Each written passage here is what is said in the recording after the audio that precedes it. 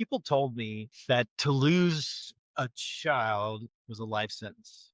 Pain. That's I was just gonna ask you that because I have heard over and over again that you can never get over the loss of a child and that it Right. just crushes you and you can't move on from that. And that's what I was told too.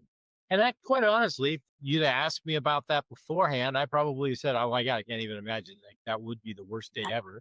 Of course, but even that concept, like you can't get over. Getting over implies forgetting, and so of course we're never going to forget the our children.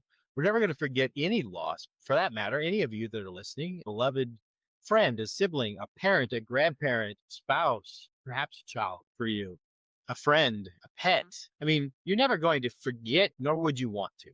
So this whole concept of getting over, which implies having to forget, is ridiculous. Sorry, folks, not the way that works. For me, that whole thing of it will be a life sentence of pain, that didn't feel right to me. How could what was one of the deepest sources of love and joy and the moment he was born and having him up against my chest and feeling his heart Mhm. and feeling that unconditional love connection, how could that equal a life sentence of misery? Yeah. Like how could that love equal this? It didn't make sense to me. And when people said you're going to have to suffer for the rest of your life, if you're lucky, you will figure out what your new normal will look like. I even had people use the analogy of a soldier coming home from war who lost an arm or a leg, and you will figure out what your new normal is. And I'm like, no, You didn't want that that. cannot be true as an answer.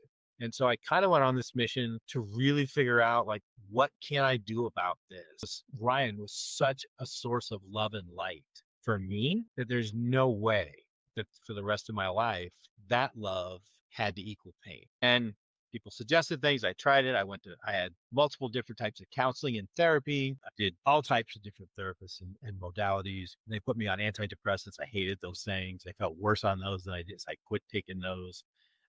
If someone suggested something, I tried it. One day somebody suggested, have you ever heard of this thing called the group recovery method? I just wanted to go and Mm. see if it was going to work.